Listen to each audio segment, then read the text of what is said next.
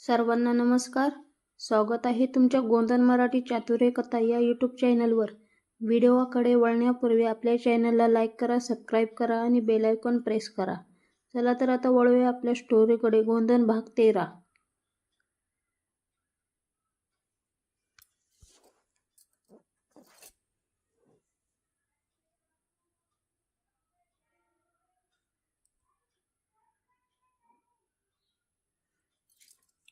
कटामागचं नाव. त्या रात्री दामोदरच्या हातातून पत्र खाली पडलं होतं. त्याच्या चेहऱ्यावर भीती, धक्का आणि अविश्वास एकाच वेळी दिसत होता. इतकी वर्षे ज्या सत्याचा तो शोध घेत होता ते सत्य आता त्याच्यासमोर होतं, पण त्याच सत्याने त्यालाच हादरवून टाकलं होतं. खोलीत शांतता पसरली होती. बाहेर पावसाचे थेंब छपरावर आदळत होते आणि त्या आवाजातही दामोदरचा धडधडणारा श्वास स्पष्ट ऐकू येत होता.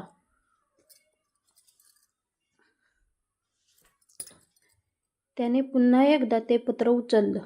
अक्षरं जुनी झाली होती, शाई फिकट पडली होती, पण त्यात लिहिलेलं सत्य अजूनही जिवंत होतं. दुसऱ्या दिवशी सकाळी विश्वास, पुष्पा आणि आजी दामोदरच्या घरी आले. त्यांच्या चेहऱ्यावर उत्सुकता होती, कारण दामोदरने त्यांना तातडीने बोलवलं होतं.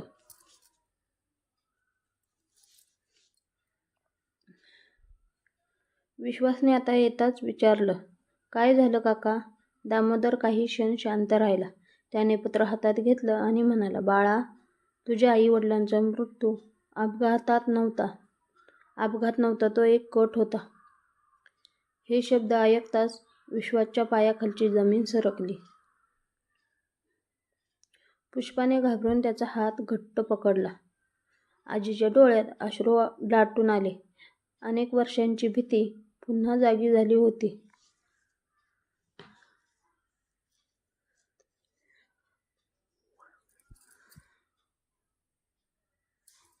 दामोदर पुढे म्हणाला, तुझे वडील खूप प्रामाणिक माणूस होते, पण त्यांच्या संपत्तीवर काही लोकांची नजर होती.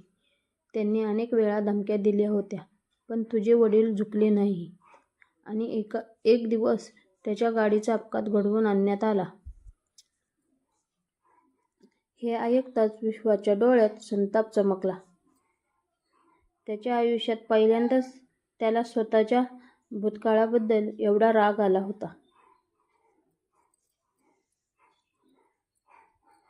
तो शांत बसला, पण त्याच्या मनात वादळ उठलं होतं. पण हे कोणी केलं होतं? विश्वासने विचारलं. दामोदर काही क्षण गप्प राहिला. मग त्याने थरथरत्या हाताने पत्रातील शेवटची ओळ दाखवली. हे नाव वाचताच सगळे थरथरले. राघव सिंह. खोलीत शांतता पसरली. पुष्पाचा श्वास अडकला. आजीने कपाळावर हात ठेवला. विश्वास काही क्षण स्तब्ध बसून राहिला. त्याला स्वतःच्या कानावर विश्वास बसत नव्हता.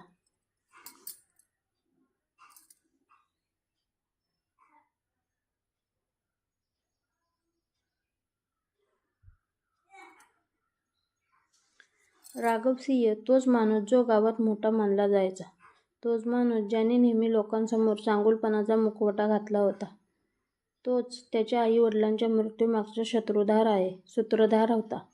विश्वासच्या मुठी घट्ट आवळल्या गेल्या.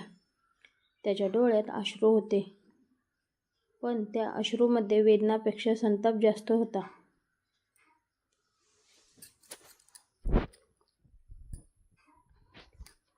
पुष्पा त्याच्या जवळ बसली. तिने त्याच्या खांद्यावर हात ठेवला. विश्वास, स्वतःला सावर.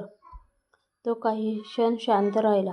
मग हळू आवाजात म्हणाला, माझं बालपण हिरावलं, माझे आई-वडील हिरावले, माझं आयुष्य बदललं, आणि हे सगळं एका माणसाच्या लोभामुळे.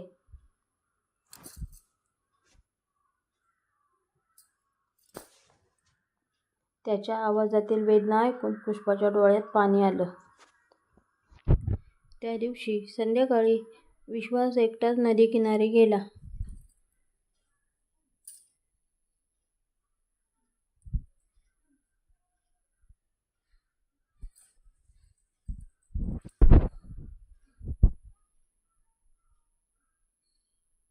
आकाशात मावळतीचे रंग पसरले होते. नदीचं पाणी शांत वाहत होतं, पण त्याच्या मनात प्रचंड अशांतता होती.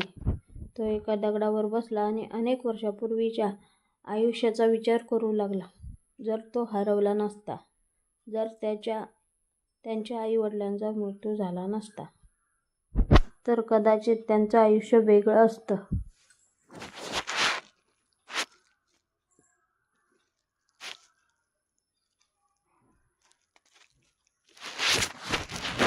पण मग त्याला आजीची आठवण झाली. तिने दिलेले प्रेम आठवलं आणि त्यानंतर त्याच्या चेहऱ्यावर हलकंसं हसू उमटलं.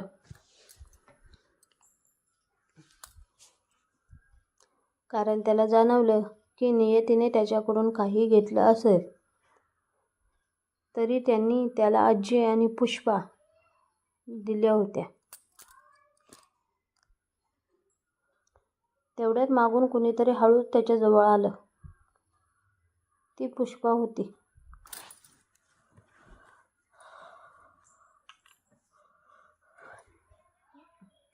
तिने काही न बोलता त्याच्या शेजारी जागा घेतली. दोघे बराच वेळ शांत बसून राहिले. मग पुष्पा म्हणाली, कधी कधी देव आपली कठीण परीक्षा देतो. विश्वास त्याच्याकडे पाहू लागला.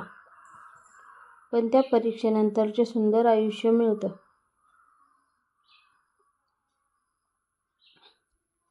हे ऐकताच त्याच्या डोळ्यात मृदू भाव उमटले. तो हलकासा हसला.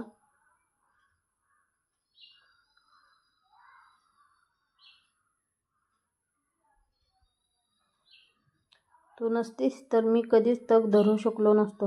पुष्पा लाजली.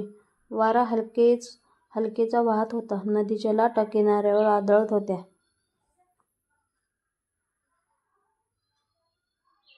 त्या सुंदर वातावरणात दोघे एकमेकांकडे पाहत बसले होते. त्यांच्या मनात अनेक स्वप्न होती. एकत्र आयुष्य जगण्याची, एक छोटंसं घर बांधायची, आजीला सुख देण्याची आणि कायम एकत्र राहण्याची. पुष्पाने हळूच विचारलं, आपण खरंच एकत्र राहू ना?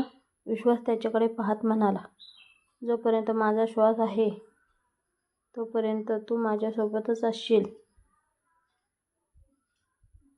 हे ऐकताच तिच्या डोळ्यात आनंदाश्रू आले.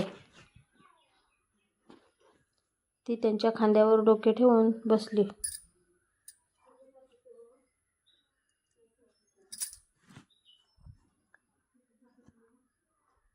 आणि काही क्षण दोघांनीही जग विसरून फक्त त्या क्षणाचा आनंद घेतला.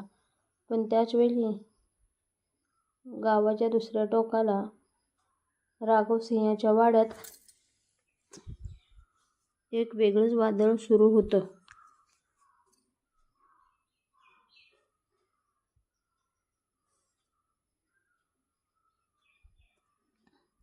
त्याच माणसाने त्याला पत्राबद्दलची माहिती दिली होती. त्याला समजलं होतं की अनेक वर्षांपूर्वीचं रहस्य आता बाहेर आलं आहे. तो संतापाने खोलीत फिरत होता. त्याच्या डोळ्यात भीतीही होती. कारण त्याला माहिती होतं, जर सत्य पूर्णपणे बाहेर आलं तर त्याचं सर्व काही संपेल.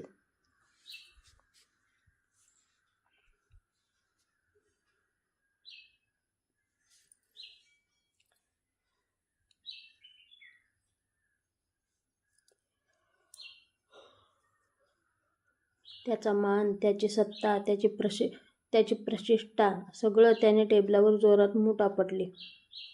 विश्वास जिवंत राहता कामा नये हे शब्द ऐकून त्याची माणसंही घाबरली.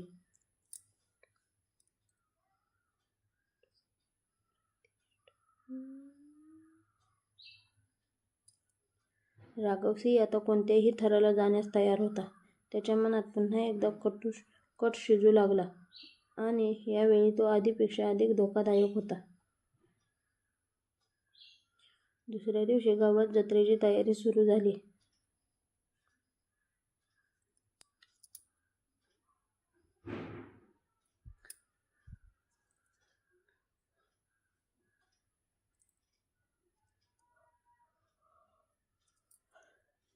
सगळीकडे आनंदाचे वातावरण होते. ढोल ताशांचा आवाज, रंगीबेरंगी पताके, गावकरी उत्साहात होते. पण विश्वासला कल्पनाही नव्हती की हाच आनंद त्याच्या आयुष्यात नवीन संकट घेऊन येणार आहे. कारण जत्रेच्या दिवशी गर्दीत कोणीतरी त्याच्यावर लक्ष ठेवून होतं.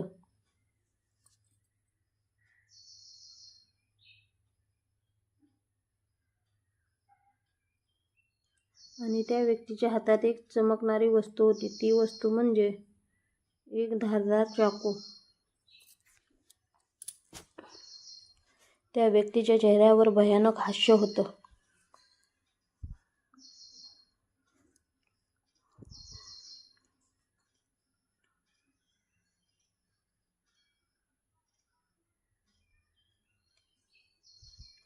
आणि त्याच्या डोळ्यात एकच उद्देश होता, विश्वाचा शेवट. पण नियतीने अजून एक वेगळाच खेळ तयार ठेवला होता. कारण या जत्रेत विश्वासला त्याच्या आईबद्दल असं एक सत्य समजणार होतं, जे त्यांच्या संपूर्ण आयुष्याचा मार्ग बदलून टाकणारं होतं.